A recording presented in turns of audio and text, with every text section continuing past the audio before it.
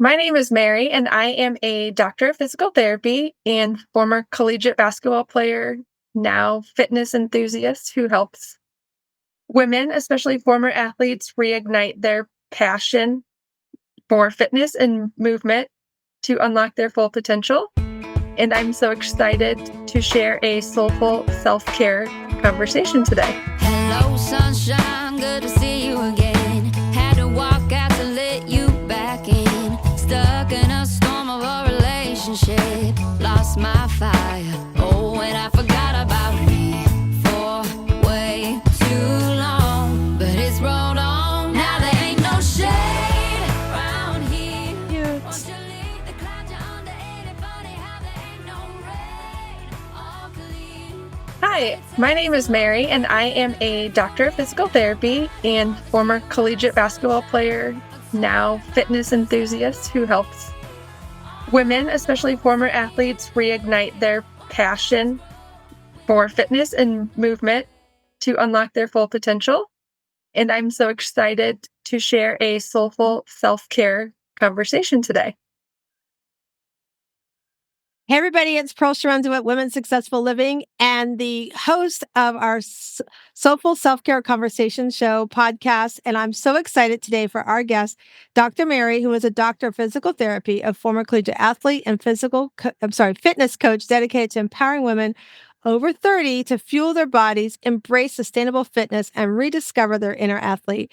She combines expert knowledge with personal resilience, inspiring others to build confidence, chase dreams, and create lasting wellness. Welcome to the show, Dr. Mary. Thank you. You're welcome.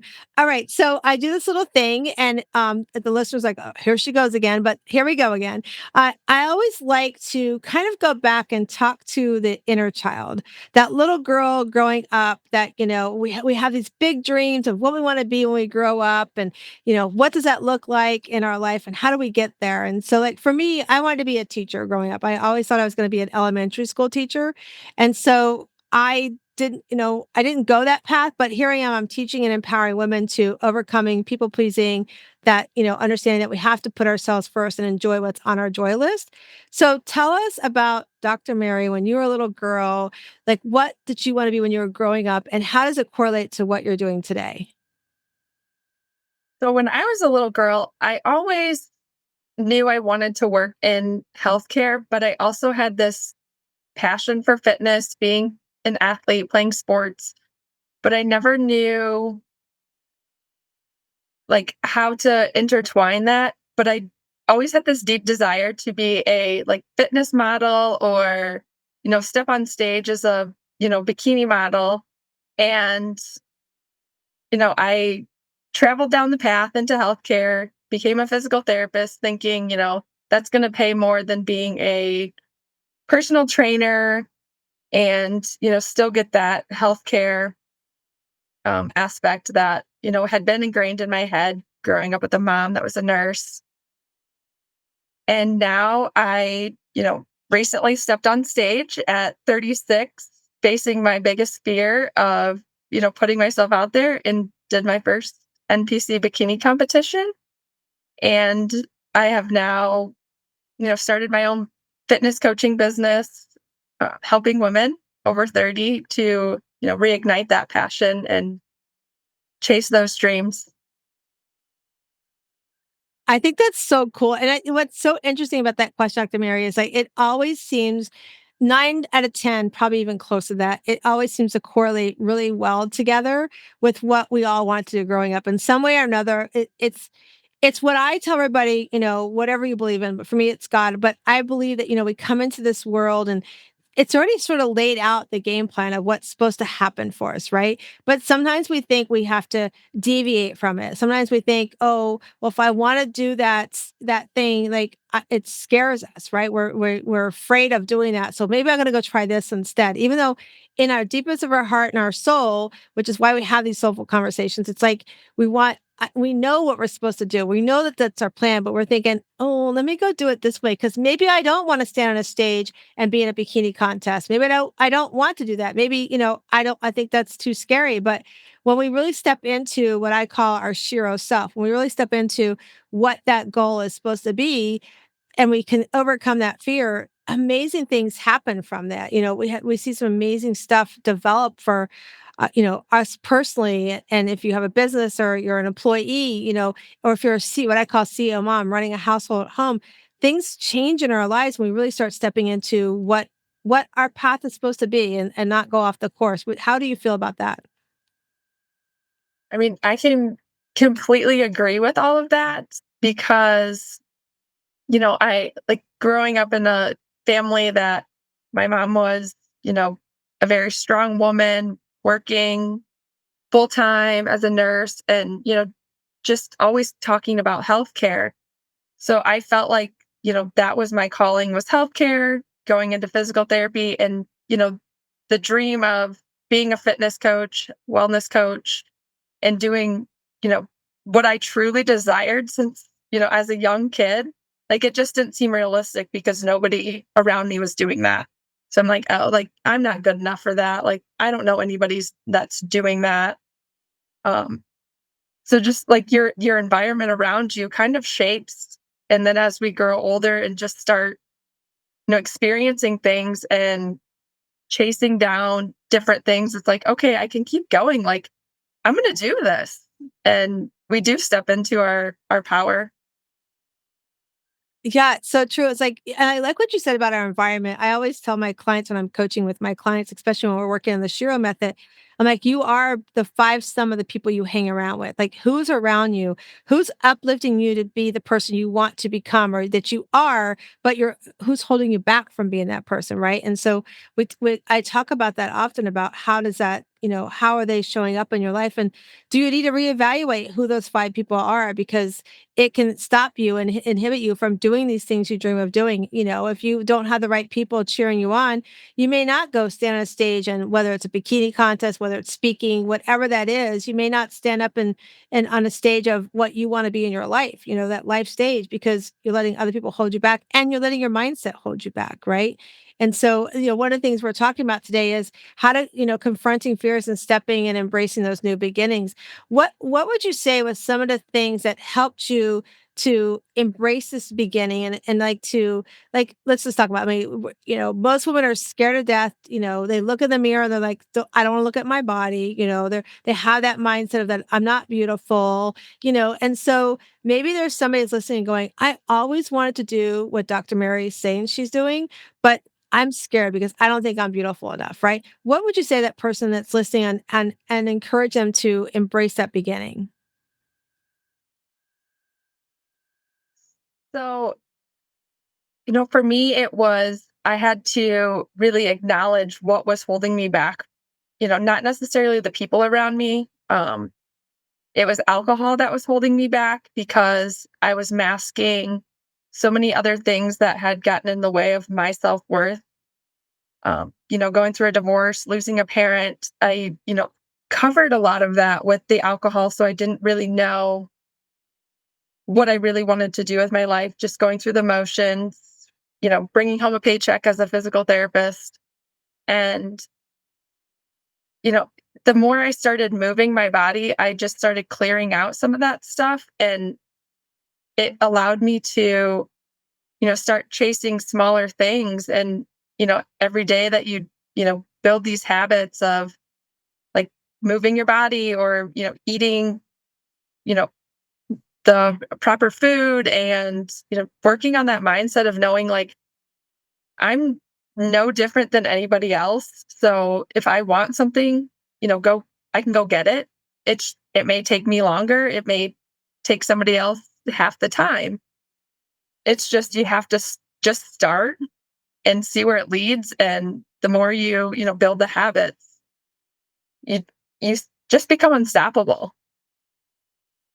And that's a lot like when I coach in our Shiro area, that's one of the areas that we talk about often is like, where do we need to start? And I always tell my clients, they start working with me, I'm like, listen, The first 6 weeks are gonna be scary because we're gonna really talk about what's holding you back, what brings you joy, what's in your not to-do list, and we're gonna really, like, dig deep into that, but if you just hold on, we're gonna switch the mindset up, we're gonna help you, like, overcome that fear of what's holding you back. You're not gonna completely be out of the fear, it's gonna take us some time, but, our Shiro method that we teach on is about how to recognize, like, what do I want in my life?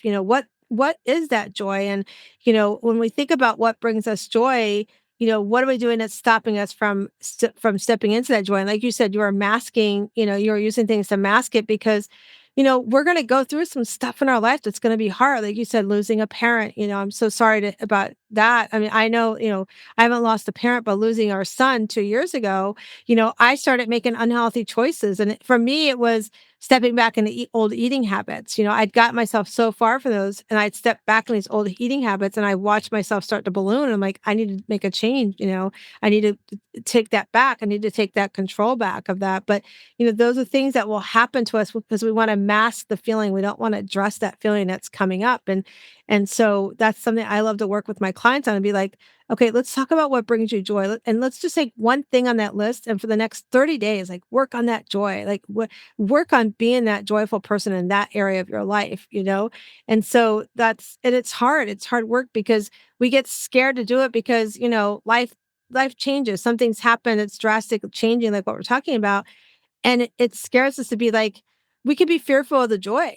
We could be fearful that, I'm going to lose this feeling of, the closeness of the grief that because grief in our minds sometimes make us think like we're closer to our loved one when really it's holding us back and our loved one doesn't want us to be held back. But we think we're doing them that service by holding back and holding on to that memory of them being physically here instead of having the memory of the beautiful memories. Like I tell everybody, we had our son for 25 years. I'm honored to say I had him physically for 25 years in my life because some people don't even get that opportunity, but we get scared of like stepping into being happy again sometimes and looking at that joyless and going, I shouldn't do that. I don't deserve that. Why would I want to do that? That's not, and so we mask it in ways like, like you talk about alcohol.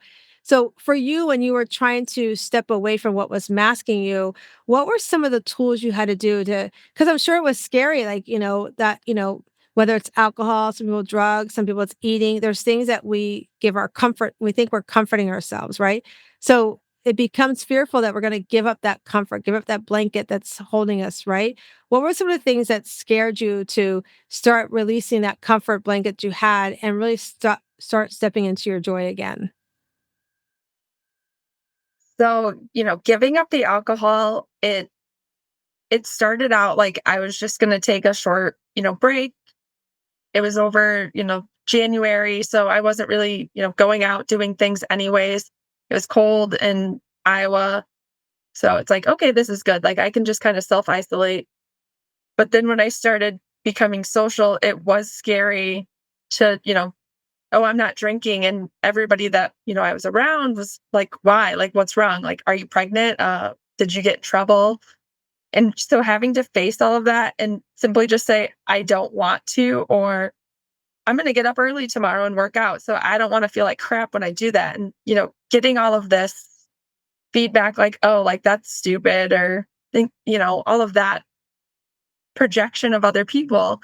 And just, as I started feeling better, it just became easier to say no to that because it's like, why would I want to put that back into my body? I feel so good.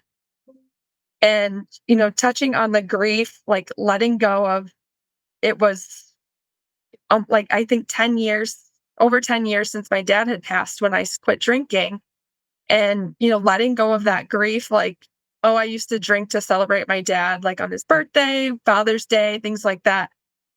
And it's like, oh, I'm not going to be honoring my dad anymore by drinking his favorite drinks. And I'm like, you know what? I can just let that go. Like, I'm honoring him by doing something that I truly enjoy doing. And, exercising and fitness and challenging myself brought me joy. It's always brought me joy. So, you know, reincorporating that and just feeling good and joyful, you just start chasing that and knowing that it's okay.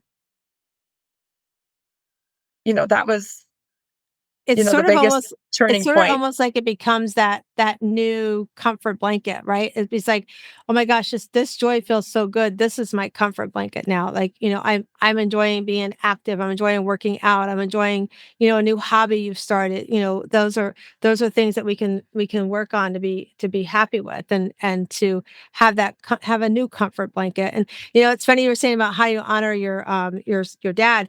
I remember like when my son's first birthday came up after he passed, because he passed 2 weeks after his birthday.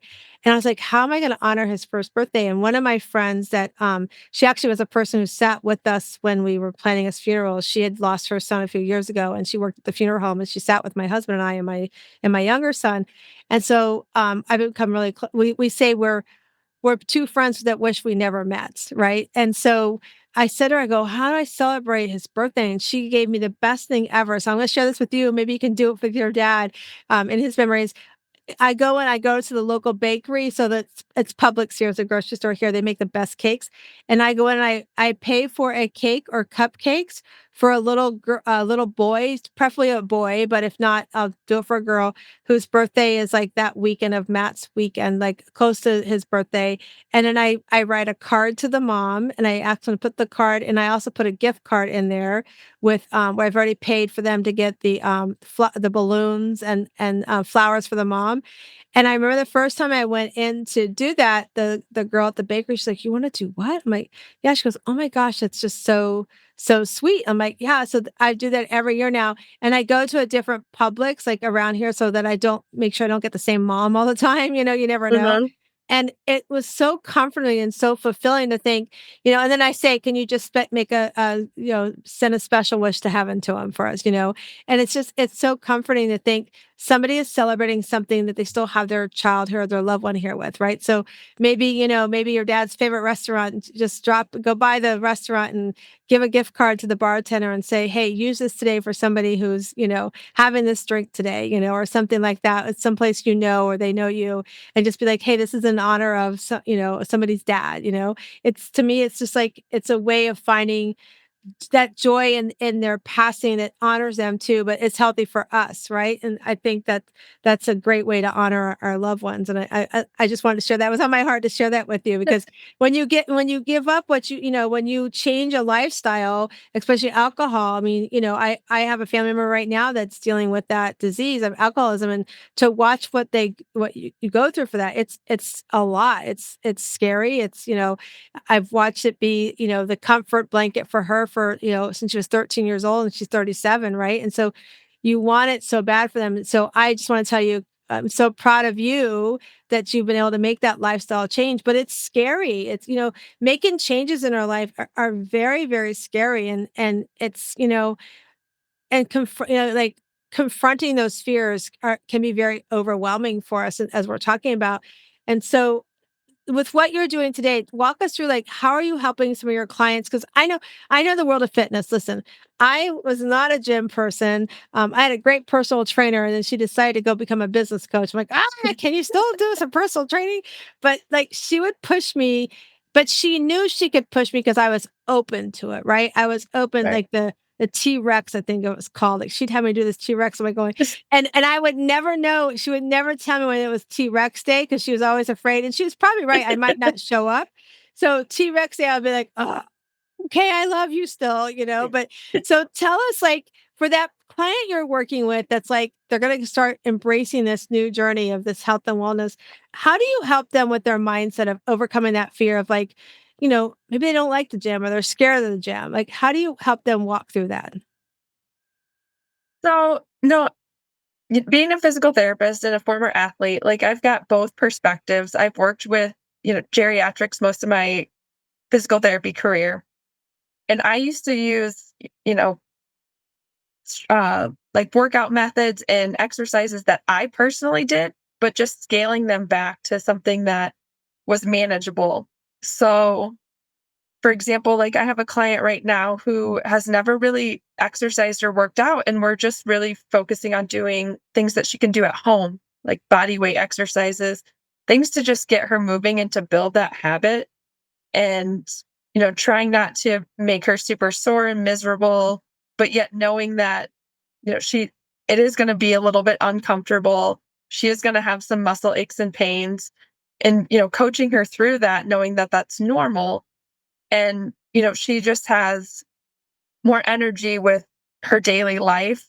And, she feels really good because she was in such a caloric deficit, um, from her doctor's recommendations because she struggles with PCOS, and starting, implementing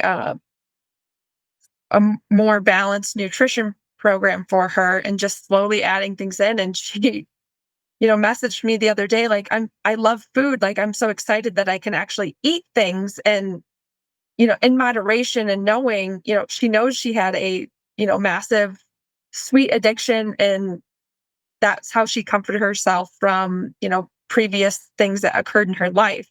So she knows that. And so she's knows that she can't go back to that habit, but giving her that confidence that it's okay to eat because we're moving more.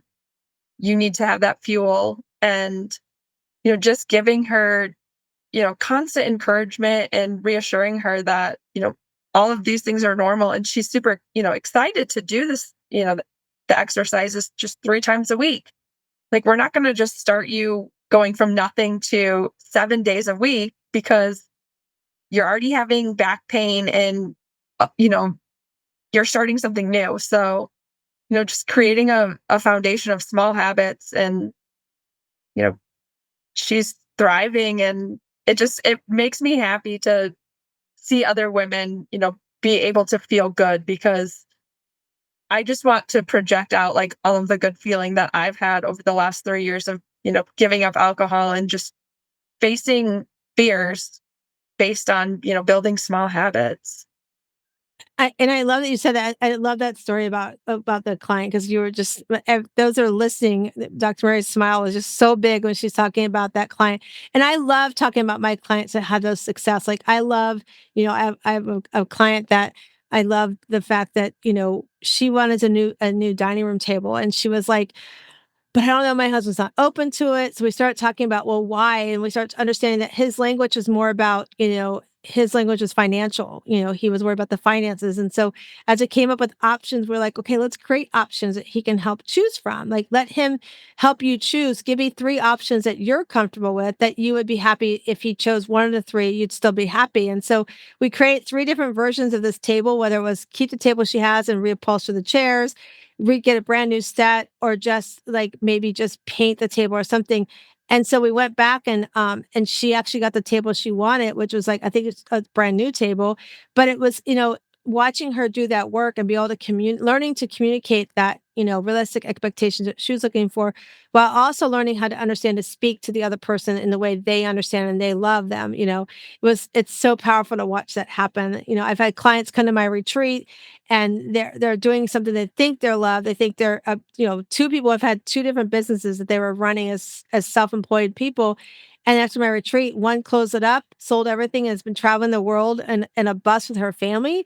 And the other one closed up and became a soap maker. So, it's so cool to watch those things happen and to see that, you step into this joy of what you want. And it's scary, it's scary to close down a business and have all these clients and do a complete pivot of what you're doing. But sometimes that's what truly brings you joy. That's what we have to do. We have to embrace that joy and know that it can be scary to make a change, but it's so powerful when we do that. And I love that, that's something you're doing for your clients as well. Now, one of the things I talk about here is we often talk about the Shiro. And like I said, Shiro means becoming stronger in something, an area in your life that you've been, lacking or not paying attention to. And as you do that, it's something that you've changed that allows you to become happier in that area, which then allows you to be empowered to do some of those things like we're talking about that's hold you back, like go do some of those things that bring you joy.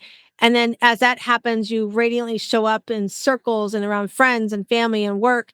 But then you start realizing this is who I was supposed to be originally. Why have I been fighting it all this time? And so I know I asked you whenever everybody comes on a show, we have a form you complete, but talk to us about your Shiro journey. I know it stems a lot around self-care.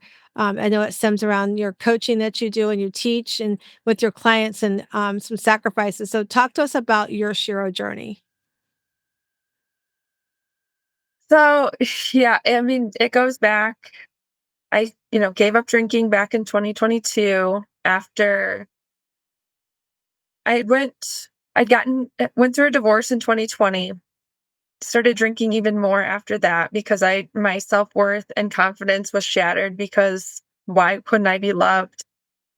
And at the end of 2021, my younger sister got engaged, and I was extremely happy for her, but I was extremely numb and just sad because I was 32 years old, single, divorced, and I desire a family and a relationship. And it just got me thinking, like, I don't want to show up at her bachelorette party, her wedding, being that drunk sister that's obnoxious. And I just had to start facing the facts, like, alcohol is causing a lot of problems. And, giving that up, made it through a bachelorette party, 6 months later in Nashville, staying sober. I was like, if I can do that, I can seriously do anything. So it just, continued. I went to her wedding, I stayed sober. I gave her maid of honor speech sober. I felt, pretty confident doing that. And just those small victories have led to, even more self confidence and, chasing, fitness goals.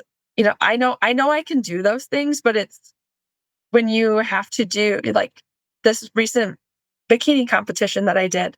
Like I knew I could do the physical part, the nutrition part. It was the being confident enough to go up there and walk in heels because quite frankly, as a basketball player, I would always say I wasn't graceful. I wasn't flowy and feminine. So I had to rewire those thoughts. And, I'm still in a cloud because it was only a week ago.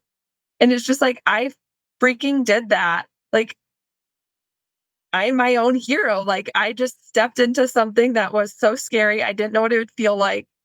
And having a coach guide me and give me direction was, I mean, so invaluable. Like, because you don't know what it's going to feel like. So you can only kind of imagine, but hearing it from, getting encouragement from somebody else and leading you. So, just, yeah, it's just I exciting. it really is like when we allow ourselves I like what you said, you're a basketball player, you're graceful and flowy.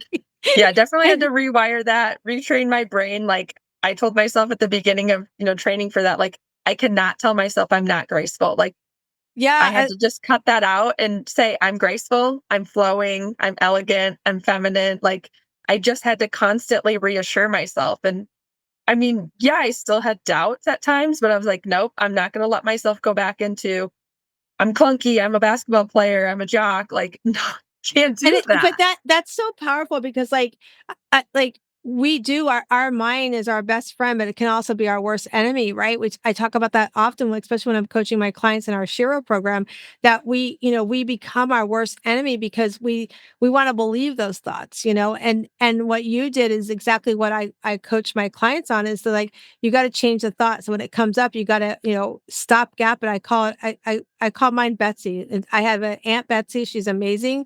But when a thought comes up, I use that. I don't know why I picked her. Maybe because I know she does horse training and she's an avid horse show person. But maybe that's why, because I love horses. That's why I picked her. But like when those thoughts come up, I'm like, oh, Betsy, you're out of here today. You're not welcome here today, right? I have those conversations with those thoughts because we have to acknowledge that they're there, but we have to also acknowledge what we'll let come into our brain. We have control over that. We have the intelligence to be able to stop those negative thoughts from coming in. And so when we can do that, it changes what our success rate can be. It changes the things that we do and we accomplish. And like we're talking about becoming that Shiro self. And so to change those thoughts, it's really important. I like you said too, you had a coach because oftentimes we do think we can do this alone. We think I can go work out by myself. I can train myself to have different thoughts, but oftentimes we don't have the right tools in our toolbox to do that. So sometimes people think, A, I don't need a coach, they're going to judge me. I don't need a coach because I can't afford it. I don't need a coach because, what do they know? And the thing is like, the other part is like, I've had somebody say, well, you're not a doctor. I don't proclaim to be a doctor, but I can tell you, I have many doctors and therapists that refer their clients to me because they only get 15 minutes time with that patient. And they know that what I can bring and help along with what they're doing with their doctor or therapist can be a powerful thing. And it's like having a great tool in that toolbox. And so, we have to stop those thoughts in our brain that say, I don't need, because we need those cheerleaders. We need those people around us. And that's why it's also important to know that we have to put ourselves first. Like you talked about, like overcoming alcohol and stopping that gap in your life, and how cool it is that, that memory you have of giving your sister's maid of honor speech, and you remember it, and it was beautiful. And, and to honor, the cool thing is I took from that too, is like, you wanted to honor your sister, but you're also honoring yourself at the same time. Even though it was the most scariest change you're going to make in your life, you honored yourself first. And then the benefit was your sister got to see that new Dr. Mary show up, and the Dr. Mary that she knows is there for her, and probably have been praying for a long time for her to show up, and to know that, you may not have a relationship right now, but you, in your time, the world will, turn into bring that right person. Oftentimes we think, I mean, I remember growing up thinking, oh, my grandmother and my mom, they got married and had the vision of the white picket fence, right? But Right. I saw, my granny, I never knew my grandfather. He passed when I was little, but I saw my granny work so hard for her family. I saw my mom having to balance, that family and working and everything around while my dad was away at Vietnam War. And I was like, I don't want to be like that. Like, I don't want that, But at a young age, that's where I learned my people pleasing, because I was the one while mom was doing those things. I took care of my brother and sister. I showed up for them, And so when I met my husband at 19, like, I didn't know any other than to people please. I didn't know how to have a communication, so I was scared to have those things. And he's the one who said to me, if we would have a disagreement or something bothered me, I would just shut down. My parents did not communicate. They would shut down for 2 weeks. You felt like you were walking on eggshells, right? And so I was scared to death to be like, I'm going to embrace this new beginning of a relationship, and have, and tell him that, well, what you said just upset me or pissed me off or whatever. So I just wouldn't say anything, because all I knew was not to say anything. Where my husband, he's Italian, they have huge communication, they talk all the time. And he'd be like, so what's bothering you? I'm like, I don't want to talk right now. And so he started, it was so funny, he talked to Mary. He started having conversations for me. He would talk like what he thought I would say to him. And I was like going, I wasn't gonna say that to you. Like, that's not what I would have said. He goes, "Oh, so you are going to talk to me," So, and now he'll tell you, "I can't get her to be quiet," So it's really important that we do embrace these things that scare us, about whether it's, making a healthy change in our life, whether it's a change in our relationship, whether it's like letting somebody know how we feel. We have to embrace those, because if we don't, that leads to the unhappiness, the self-sabotage, those terrible thoughts that, our brain is telling us, see, you're not worthy enough to share. Like, we can change those by just stepping into that shiro self, as I like to call it. So I'm glad we're having this conversation today. I'm glad that you are, you're doing amazing things in your life, and that you're on this journey of sobriety. I think it's awesome. I know from watching 2 to 3 people in my life go through that, it's an everyday challenge, and I'm proud of you. I'll say that for your dad. I know he's looking down saying, "Way to go, girlfriend," and you can honor me all kinds of really cool ways. So I love that. So tell our audience, like, what's upcoming for Dr. Mary? What's the next things that are coming up? Well, considering I just, finished that competition, it was super weird, the days after, the first couple days, because it's like I trained for the last 18 weeks, like to this specific goal. I had to, really dial in on my nutrition.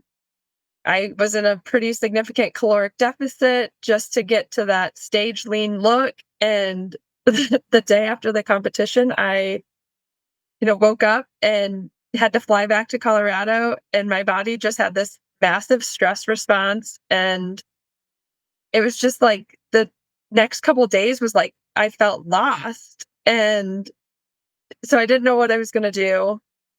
I knew I couldn't just like jump right back into something because it goes back into like the self-care. Like I know I needed to rest. Like and taking several days off to rest was very hard.